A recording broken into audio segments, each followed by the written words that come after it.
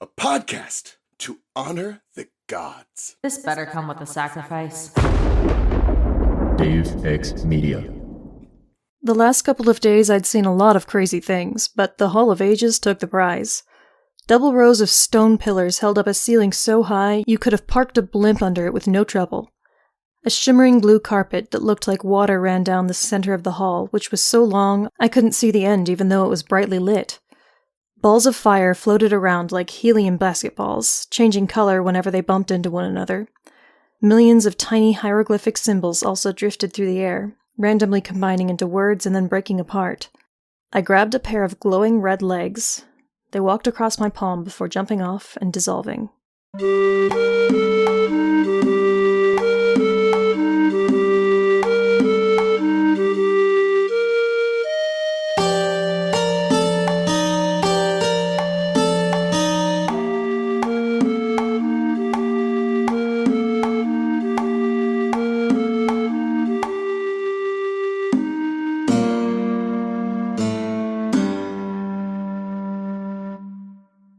Welcome to Of the Eldest Gods, where we discuss Rick Riordan's role as our godly parents. I'm Raye, following the path of Geb. And I'm Charlie, following the path of Bast. We in it. Woo! We certainly in it.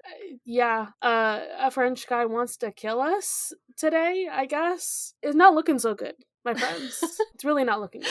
I almost had a guest on for this chapter, who is in fact my one friend who is French. They'll be coming back for another chapter. Don't worry, a better chapter, hopefully. See, now I feel like I can't make digs about the French because it's rude if they can't fight back, you know? Make digs of the French. It's okay. I'm also here. I'm also part French. Oh, are you? I'm also part French. I am more French than I am Irish. Oh, really? And you always be on about that Irish shit. The least thing that I am, okay? I don't think you understand. I am more Italian than I am Irish. And yet, so your ginger hair is stolen valor, is what you're telling me. I mean, I have red hair on both sides of the family, so damn. Like, that's the problem. It's a recessive trait. It's gonna show up if you have it on both sides eventually. Right. So we love the recessive. The one thing I remember from science class. Recessive traits. Yeah.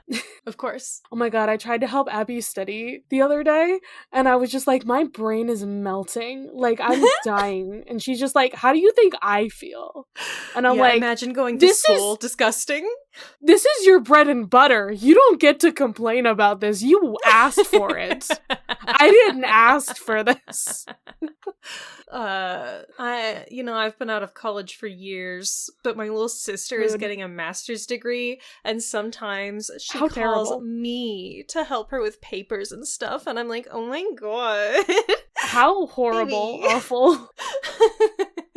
Nah, I get to read about, like, weird art history and shit. It's a great time. Oh, art history? Okay. So, one of those degrees you can't do anything with, right? It's just like an English degree. She's worked in several museums already, so... Well, lucky her! Art people. Yeah.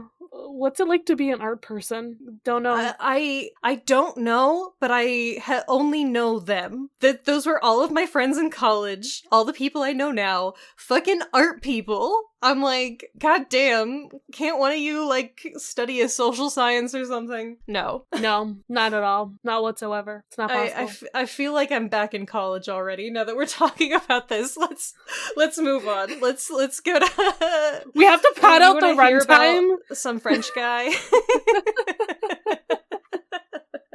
Yeah, let's talk about this French guy.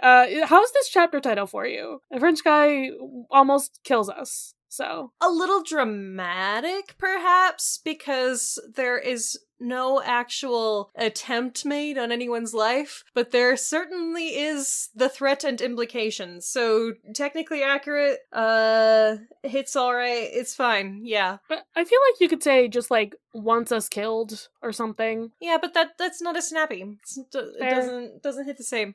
I guess maybe you could say this is a little misleading, but like not really. Like he really is like gung ho, like about to do it. Yeah, seriously.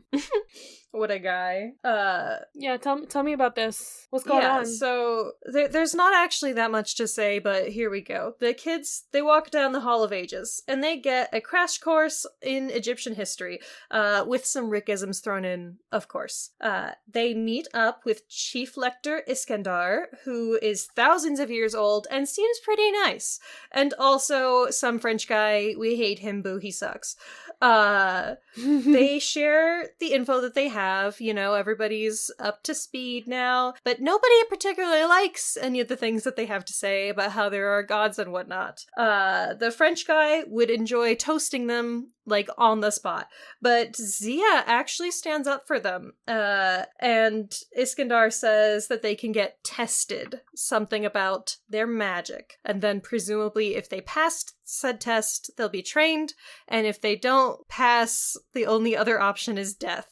And we'll find out about that next time. Dun dun dun!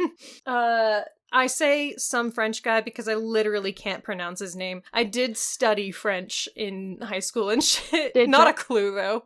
Desjardins? Desjardins? I'm trying to figure out if you pronounce the S. I'm wondering if you pronounce the J. De Yaron.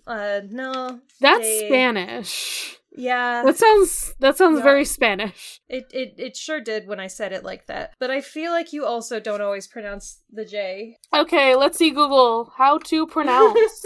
This is why we needed our French person. I know what it means though. Doesn't it just mean of the gardens? Oh, okay. I'm pretty sure that's all it means. How to pronounce this? Oh, why is there a fucking minute-long ad? That's what I'm thinking of. It's a zh, not a j. That's what I'm imagining now. You find a pronunciation guide, Bessie? Desjardins. That's it.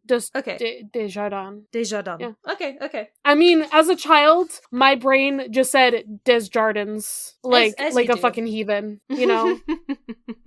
That's what you do when you're a fucking child. You're like, Desjardins. Yeah. Yeah. Okay. Why wouldn't you? But you expect things that are written in English to actually be pronounced as they're written. And they aren't. They never are.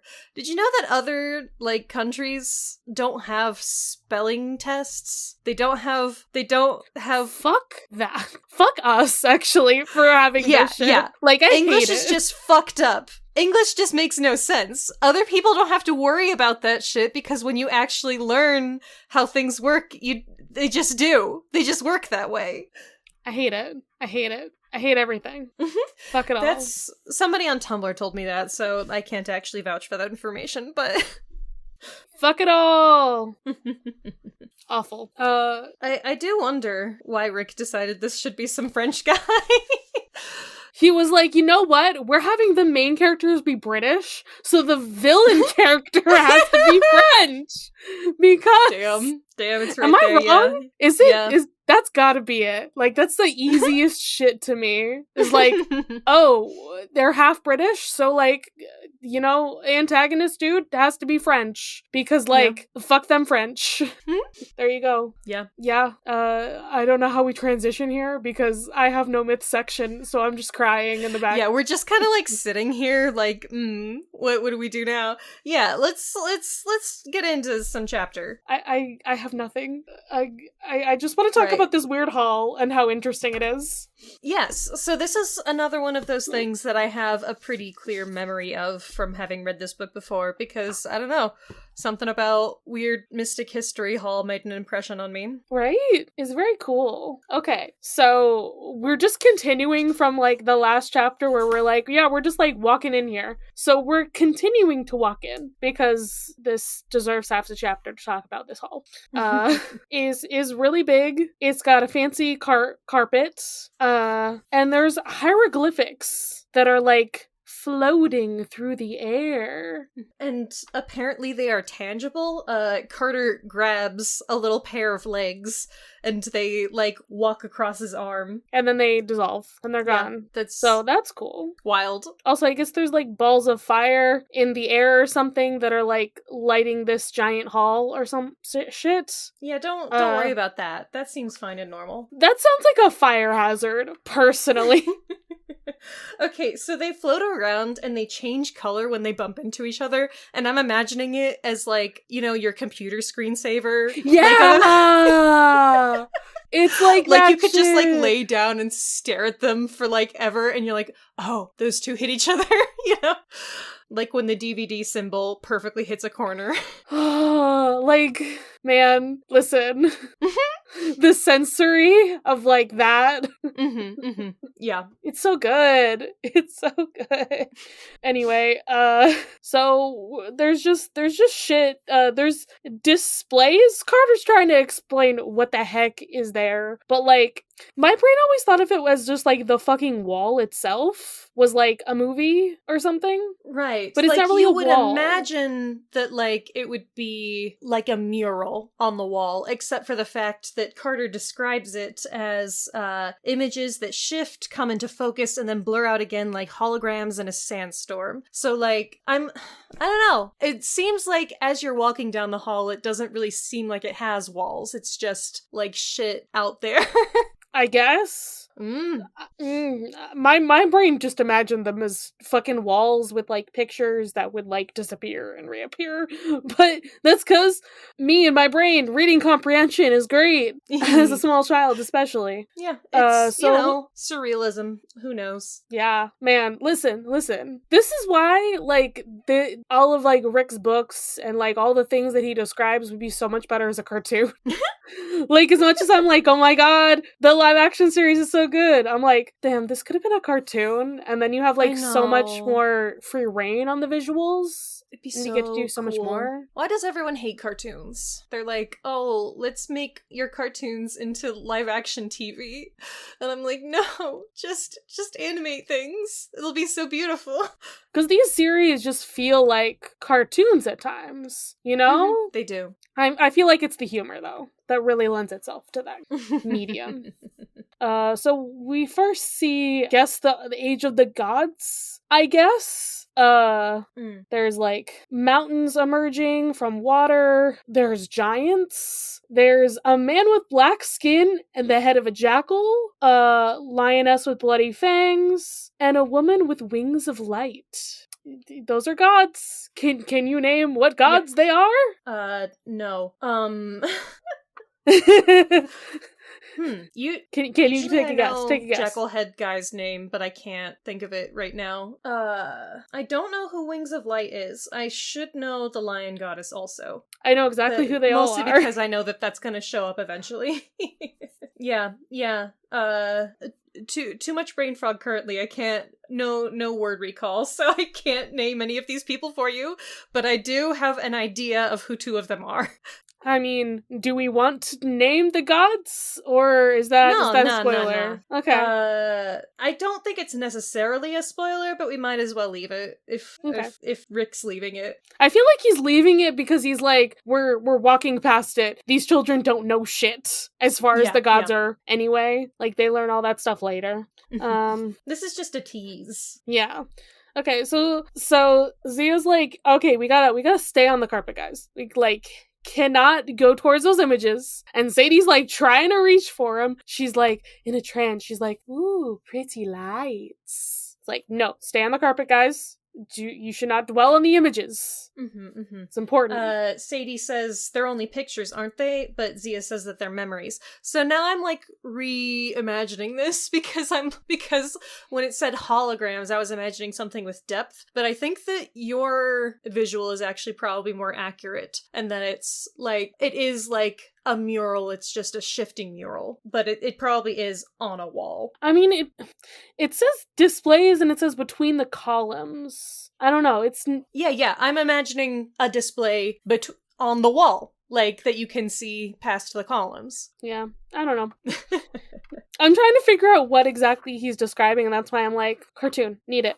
So these are But so then powerful. somebody else has to decide what it looks like, you know? It's True. the part of the power Very of the true. written word is that whatever makes sense in your brain might as well be true. Yeah, true. So Z is like, they're so powerful they can destroy your mind, and we walk away.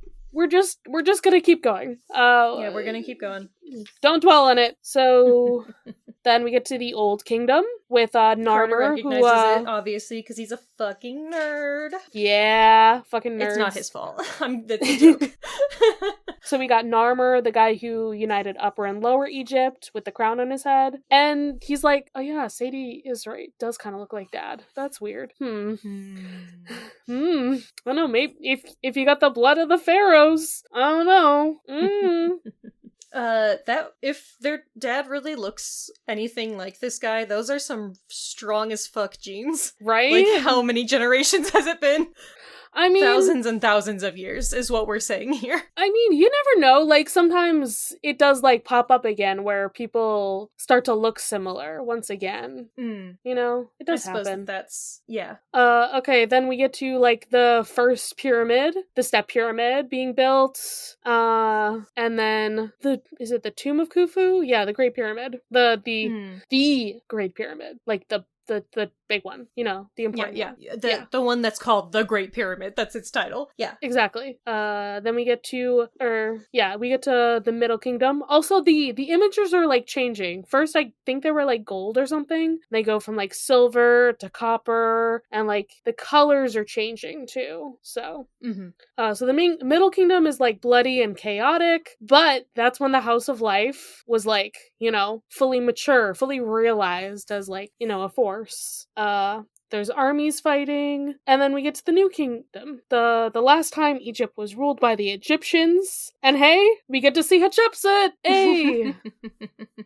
Your girl. My girl. She has the fake beard and everything. And then, who do we see in an interesting duel? Yeah, you know that scene from the Bible, or also from the DreamWorks film. You know, Prince of Egypt. Yeah. We get to see Moses doing his snake duel. What they say about him here is Moshe, he's the only foreigner to ever defeat the house in a magic duel. Calling him a foreigner seems a little rude given that he was born in Egypt, but whatever. Yeah. But I suppose he didn't exactly claim it, given that, yeah, that whole thing. I'm sure we'll watch Prince of Egypt eventually and get into it. Yeah. I mean, I feel like they're just like, we're not gonna dwell on Moses, but also Moses, he was even cooler than the house itself. He beat the fucking house. So, it's like, yeah, he was pretty fucking cool. It's very interesting how carefully Rick tends to kind of write around Christianity as a religion, but this is a fun little Easter egg, you know? And yeah. So that means something. That this is what I'm calling a Rickism. You know? Yeah. It implies that Moses is a magician, presumably the same type as them. So is he still calling upon the Egyptian magic and the Egyptian gods? That would totally go against his whole thing if we're doing the... Or is he calling upon the powers of, like, the Jewish, like, monotheistic god? Like, is he calling upon Yahweh himself? Is Jewish god canon? Like... You know, given the way that Rick's universe works, this multiverse, it's not even a multiverse, it's just one world. Given the way it works, I see no reason that Yahweh would not be canon, but... I mean... I feel like we do also have to understand, like, we do have to watch Prince of Egypt a little bit, like, so we can understand, but, like, he was raised in this culture, so I feel like he could have, like, taken on some of those practices, and that's why it's like, oh, like, it's the blending of like the different, things. Yeah. I feel like that's one of those things that Rick can never confirm. It does sort of imply that, given what's happening here, but then if that is what is being implied, then that means that in this universe the Bible is wrong, which would mean that if the Bible is wrong about even one thing, then the whole of Christianity, like, falls apart. Not Judaism, they're fine. But, yeah. The Bible is wrong about many things. That's why I stopped being Christian, is that it literally contradicts itself in the text. But but Rick can't confirm that the Bible is wrong about anything, because that would be unaffirming for Christian readers. There's a theory that Erica and Carter have been like saying, or like maybe it's like a bullshit theory, but they're like, oh yeah, eventually all the different pantheons are gonna come together and they're gonna fight Jesus. Yeah. The Rick's multiverse of madness. Yeah, I feel like that's what happens every time he insinuates that the Bible and the monotheistic religions are somewhat correct at all. Okay. Getting past this, we have this Pharaoh dude who looks kind of familiar. Why does he look familiar to Carter? Yeah, Carter literally met him earlier. Also, Sadie and Zia met him, but maybe they didn't see the same thing Carter did exactly. That'd be interesting. Nah, but that's the guy who, had a little chat with Carter as a chicken earlier. I mean, I think, Carter has to ask the question because, it's his perspective, and also he's the one who saw it last time, so he's gonna be the one to ask about it, especially. But, like, I think Zia definitely fucking clocked that. There's no mention of either her or Sadie making any particular notice of this guy. You know what I mean? That's all that I'm saying. Not that that's necessarily what happened, but... I mean, I don't know. My brain is like, Carter's like zeroing in on like this guy and his face and like, why him? What's going on here, huh? And Zia's like not going to give him anything from her facial expressions or like otherwise because she doesn't want to acknowledge it. So to me, if that was what I as a writer was trying to say, I would make some mention of her and or Sadie's reactions. Like, and there is no mention of it at all. Like that she either looked stoic or that she seemed to be avoiding eye contact or something. Yeah. But like I said, Carter's just zeroing in on it. He's not really paying attention to what their reactions are either. Yes, that is true also. I think that your reading is valid, but that's not necessarily how I read it. Yeah. So he was like the last native Egyptian king and the last sorcerer pharaoh that we get, at least. Then we get the Ptolemaic times, Alexander the Great, and Ptolemy as the new pharaoh. And the Greek kings ruling over Egypt. This is so much history Rick kind of dunks on the Ptolemaic times. He's like, sucks. All these kings can't even be bothered. I mean, you know what? It's Rick, who is like the Greek mythology guy, is now like, I'm in Egyptian territory. They're not gonna like the Greek people. So like, they kind of just stole their house. So it's not great. Now everything is blue because it's sad. We do hate colonizers. Exactly. And then we get to Cleopatra, probably the one you're thinking of. The last of the pharaohs. Indeed. And Egypt is the great nation faded, language is forgotten, House of Life went into hiding. And then you get more of the quote-unquote modern history, but it's still like, 2,000 years at least? Right. Of history? Like, goddamn. It's still a lot of fucking stuff. But apparently this whole... so interesting to me that, Egypt as a nation never disappeared, but so much of their culture disappeared that the way that we talk about it is as basically a different thing. I feel like it's a really fascinating and unique situation because, normally when a great empire falls, it's like this horrible crash of like everything is gone. And it's interesting that like Egypt fades instead. Yeah. I wonder how like modern Egyptians feel about that sort of thing. Anyways, please continue. I don't mean to interrupt. No, No, that's why you're here. You're here to go off with me, talk about the tangents. So this hall apparently grows longer and longer every year to encompass the history. Of course. I love magic and stuff. Very fun.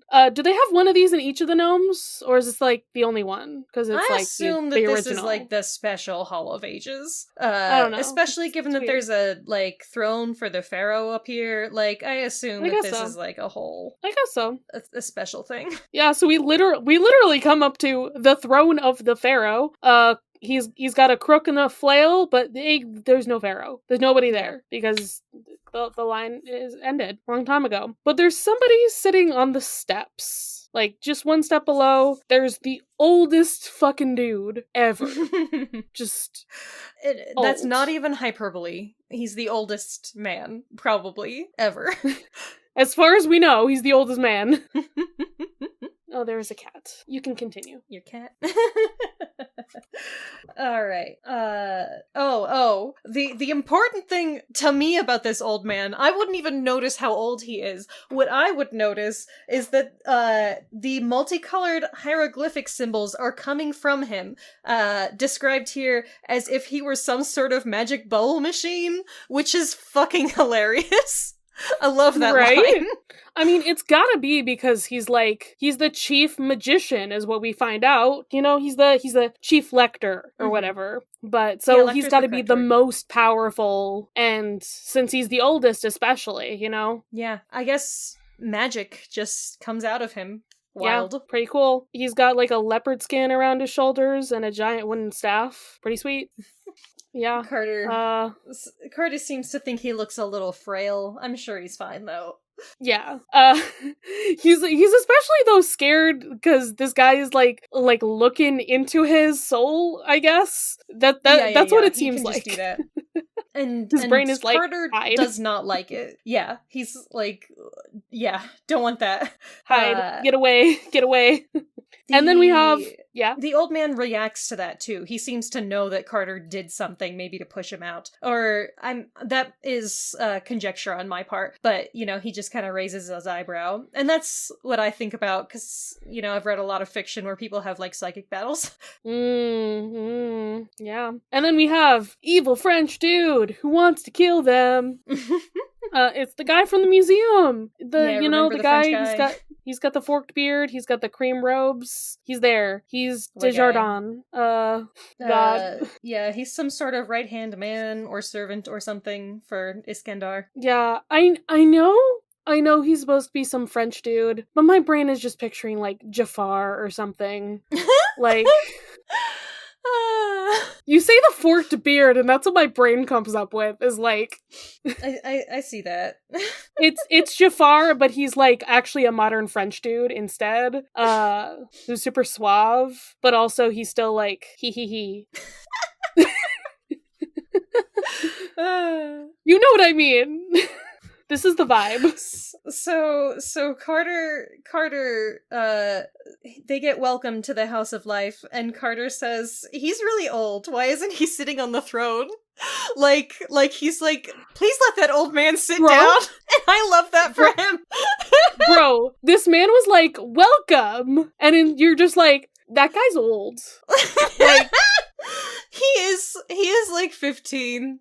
Sometimes kids are not tactful. It's like we've had so much about like, Carter, you have to act in this way, Carter, you have to be like this, and then it's just like his dad is gone, now he's not acting like that, and he's just saying whatever comes to mind. Okay, that feels so. Also, I don't know that this is particularly textual, but I would like to say that I sort of headcanon Carter is on the autism spectrum, and we've talked about this. I definitely do too. Okay, well, good. I don't know. This is one of those moments for me. I edited an episode recently where I was just like, oh yeah, like Carter and Zia are autistic, and then Sadie's like hyperactive. Damn. Wow, I can't believe that I forgot that we literally already had the neurodivergence talk. I mean, love that for them. I don't know if you clocked it. Maybe I just said it and you were just like not paying attention. Yeah. yeah. So he's old. Let him have a seat that's not like on the steps. And this man is But like it's offended symbolism. Yeah, offended of course. for the old man who is chuckling in the corner. He's just like, youth. Yeah, for real. I know that, okay, I don't like organizations. This organization has already been trying to kill Carter and, like, splitting up his family, and, like, they kinda suck. You know what I do love? It's nice old people. I'm so charmed by this man. I love him. Even though he's the boss of an organization who seems like borderline evil at this point. Listen. He's just an old dude who's like done the same thing for so long at this point. It's kind of just like one of those like, I'm so old I cannot change, but like I do not have bad intentions whatsoever. Okay. So we do get more information a little bit in this chapter about this whole god thing. So the House of Life came to power in what age was it? The Middle Age? The New Kingdom? Yeah, the Middle Kingdom. The Middle Kingdom. And that's when the House of Life came to maturity. And then they stopped being chill with gods because gods caused Egypt to fall. That's some very important lore. We haven't quite gotten where they say that yet, but that's in this chapter. Yeah. And so... And he's the lector who literally had this rule made. It was around his time. So. I don't know. That's some very interesting, like, politics going on with those things. Yeah. But also, like, the Desjardins is like, the Pharaoh, like, you can't sit in the Pharaoh seat. He's the chief lector. He cannot sit there. He's not the pharaoh. We have not had a pharaoh since, the last one. It's been a while. It's symbolic. We get it. It's like, what language is he speaking? He's speaking Alexandrian Greek, his birth tongue, but he can totally understand them. So yeah, this is where we get to like, he's so fucking old. You probably learn a lot of stuff when you're that old. Yeah. Yeah, right. Sadie calls him Lord Salamander. My girl. Please. This is a Percy-ism right here. Like, this is why I love her. And it's like, but that can't be the same guy who made that law, like, in the old Roman times? No, couldn't possibly be. It totally fucking is. So they will not be held responsible for the past crimes of their family, of which Julius did the thing twice. He broke the most important rule twice. You're not supposed to be doing this. And the kids reveal that they have also fraternized, or whatever you want to call it, with a god, talking about Bast. So they can technically get in trouble for that. But, Iskandar seems chill. Desjardins, not so much. Yeah, that's why it's like, this guy made the law, but he's also, like, more forgiving, it seems. So, also, they're like, we know your uncle is missing, but apparently they have not found him yet. They don't know. And this is where he's like, you must be trained. But he was probably gonna say killed. Yeah. Disposed of. But for now, they're guests, I suppose. They're under house arrest. But right. God damn it. You fucking got me. Iskandar makes sure that everybody knows that the demon days are starting tomorrow, and that part of the reason they're going to be stuck here is that they need to be kept safe and away from, like, whatever's going on out there. So I think that means we're still on December 26th, okay? It's the day after Christmas. Demon days start the 27th. We have, like, a very specific timeline going on in this book. So, yes, like, it's important. We can keep track of it. They also mention Amos. They're like, who knows what crimes he's out committing? And, Sadie is like, do you know where he is? They do not, as of yet. They would like to find him. And then Carter's like, but we have to find Dad. We can't just stay here. We saw dangerous gods. We saw Serket. We saw Set. And it's like, what? You saw Set? You saw Whomst? Whomst? Whomstead of? So they have to explain the whole story, but keeping out some, minor details, We don't talk Some about salient details, perhaps. Sadie's magic abilities. I assume that's specifically talking about, like, how she can just say the divine words. Like, she just knows them. I don't know, because it's interesting, because now they're acting like it's a bad thing if Sadie can do magic, but they were, Zia was literally trying to get her to open a portal before. Or was that not Zia and only Bast asked her to do that? That okay. was just... Yeah, no, that's true. So no one else has seen or asked them to do any magic, so maybe it's suspicious in some kind of way. Yeah, maybe But a now much. I'm confused, because that's why they were separated, right? Because people knew they could do magic before. I don't know. I think it's like if you can do specific magic or something instead of just like make explosions happen, it's different. Because like Sadie did like specifically do a couple things. Right, she cast a few intentional spells as opposed to like a burst of power. Yeah, so that's different. We also leave out the Ba who called Carter a king, and he can't mention these things. Like, there's just part of him that will not let him say certain things so he doesn't, get chewed out for it. Right. Presumably, Sadie has something similar going on where it's just, she just knows I can't say this because, they're both leaving out the same things. Mm-hmm. So they're all just like, Zia's like staring at Carter, just like, what? About like this entire story. Iskandar is just drawing a circle and making some hieroglyphics. And Desjardins is like, okay, no one's gonna say it. I'm gonna say it. You didn't see Set. It didn't happen. You're liars. Like, he needs a host. He needs a super powerful host. Yes. And Sadie's like, fuck you, dude. Like, I don't know anything about this shit, but I know what I saw. I saw it. Yeah. I saw it. My brother saw it. We're not crazy. Maybe Carter isn't crazy. Carter's probably not crazy. Yeah. Thanks, sis. And yeah, this is where we get into, like, there was Serket, and this is where Bast was, and it's like, yeah, you could totally, like, get called out for talking to Bast, apparently. Mm-hmm. But it wasn't their fault that, like, Bast happened to be their cat. They did not know that. They did not know that. So once again, sins of the fathers, as they say.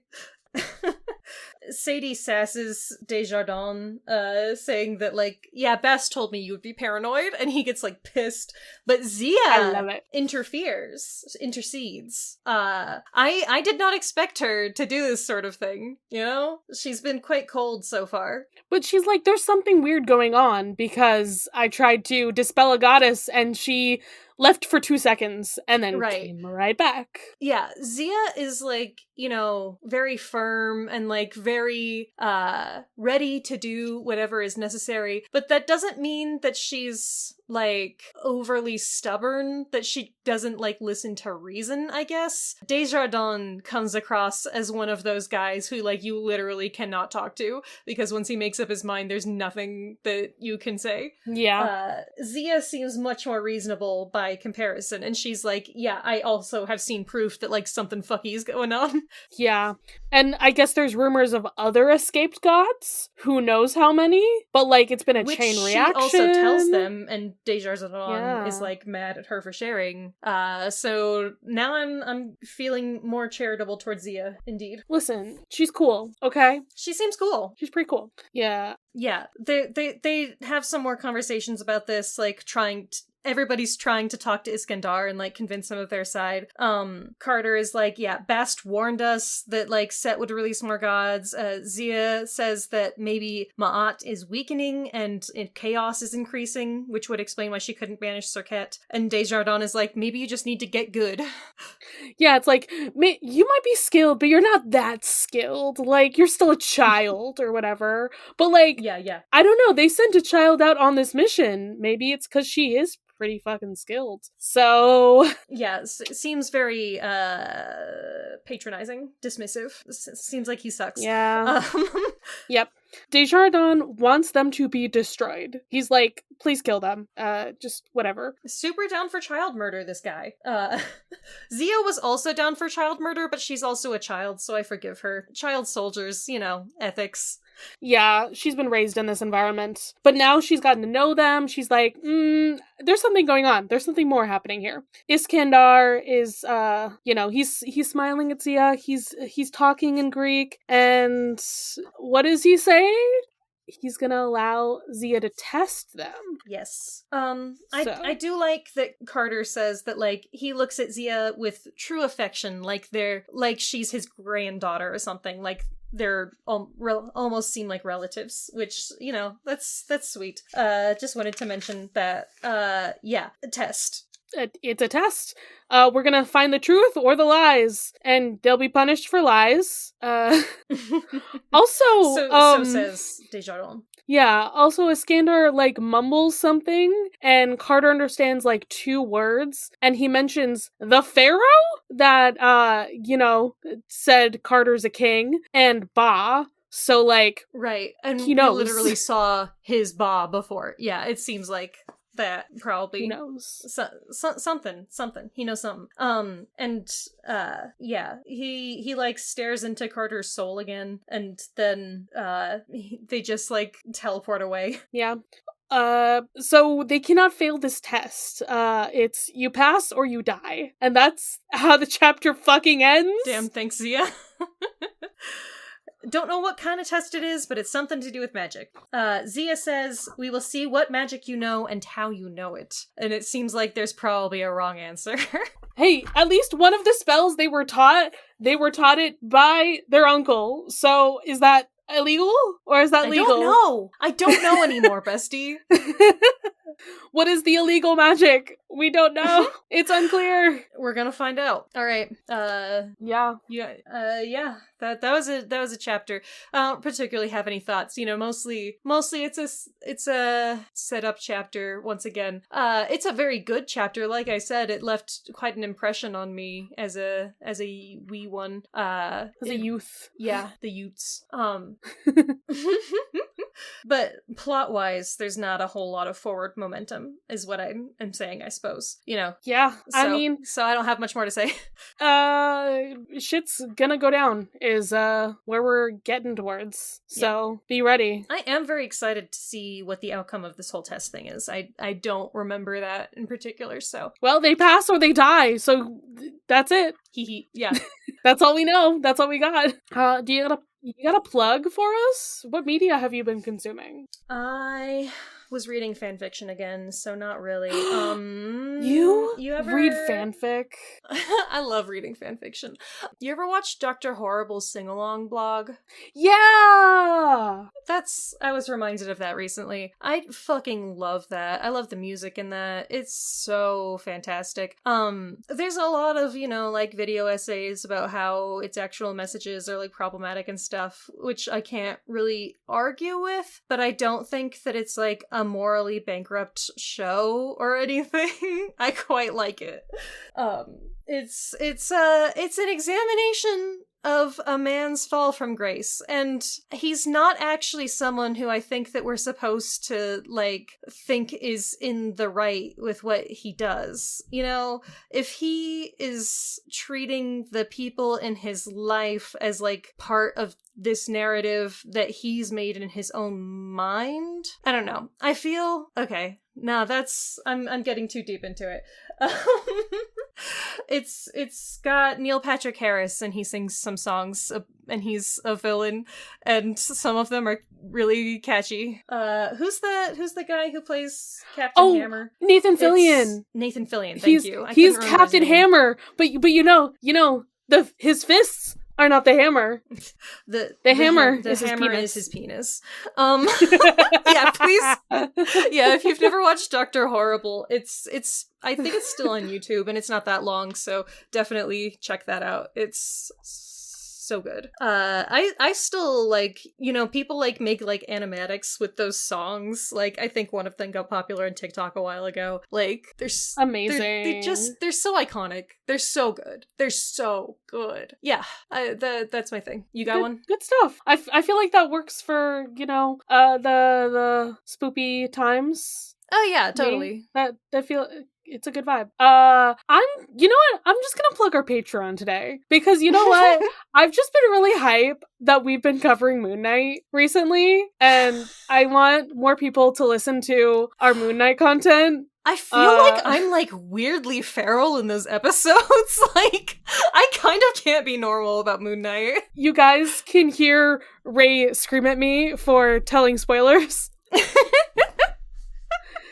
And the things I spoiled were the premise of the show that Raye was not aware of. Don't. I was just like, hi. It's played as a reveal. Okay, I know. whatever. This man has DID. That's all. I just thought it was magic DID. I'm sorry. That I thought it was magic DID. It's probably at least somewhat magic because there's magic going on anyway. As far as I know, your altars don't appear in reflections of you. I think that was poetic license. All right. But yeah. So that's a little teaser for y'all. That small discussion just now. But yeah. For more of that, please join our Patreon. For more of that, it's $5 and up on our Patreon. Yeah. Also Moon Knight. That's a plug. If you haven't seen Moon Knight itself. I mean, obviously, watch the show before you listen to us talk about it because we will be, incomprehensible otherwise. Yeah. It's fun stuff. Fun shit. Thank you. Yeah, how about you release us from this mortal coil? Oh, okay, fine. I guess I will. I mean, you have to go take a test. So, damn! I didn't even study. I'm not wearing pants. I actually don't have not pants dreams. But I do have. Okay, my anxiety dream is I can't find the classroom. I haven't been able to find it the entire semester. I always make it there as the class is ending. I have a 0, and so I'm like trying to get to the final so hard, and I can't. For some reason, the directions won't stick in my brain. I do have navigation trauma. It's a mood. It's such a mood. I can't say get the fuck out of my house, but also like, who's to say you'll be able to stay in this house? So, pass or die, bitch. Damn, can't believe this. Bye. Can you imagine recording a podcast in under an hour? Wild. No, I can't. Of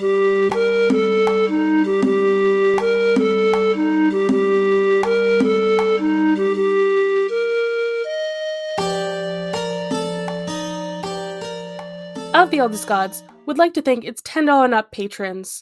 This means you're either in the Savior of Olympus tier or the God Complex tier on our Patreon, patreon.com/oftheeldestgods. Thank you all so much for your support, especially Matt, our God Complex patron.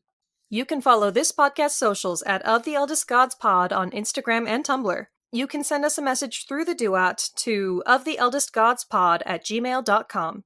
If you'd like to support us financially, join us at patreon.com/oftheeldestgods. By becoming a patron, you can join the Deus Ex Media Discord server, where you'll be able to chat with us and other listeners about the Riordanverse or whatever else. Our $5 patron tier also gets you access to Against All Odds, our monthly bonus show.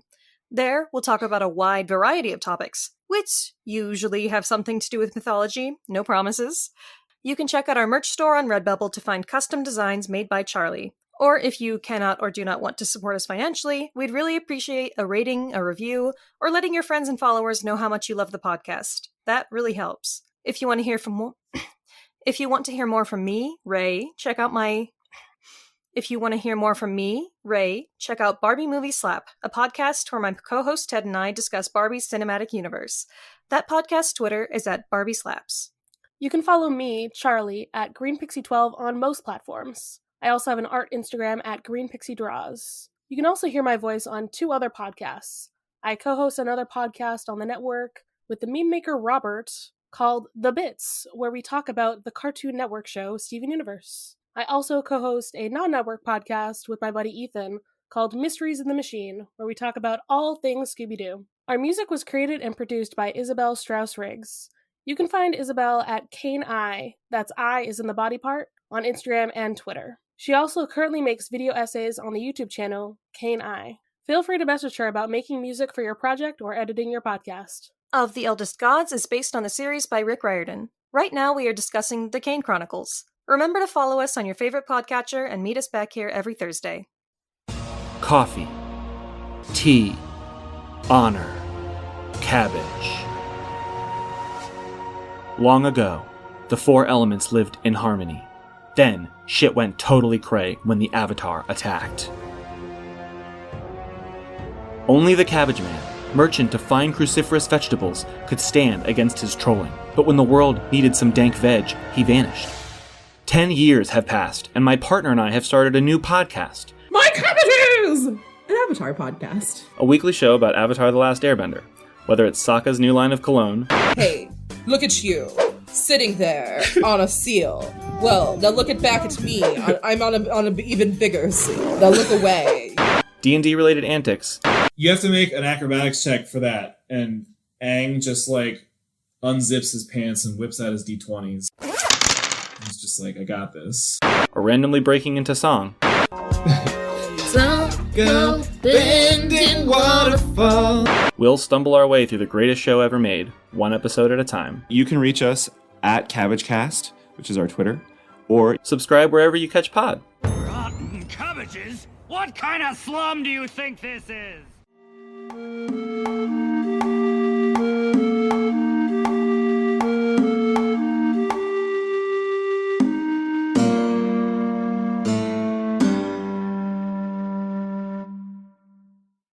I'm just waiting for the meowing to start at the door. Because it'll happen. It'll happen since I've closed the door and he's not in here. So yeah, of course. He's gonna be like, hello? Secrets in this room?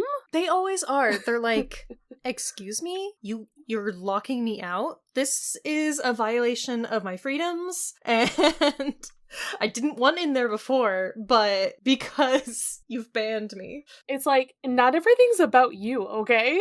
Yeah. Deus Ex Media.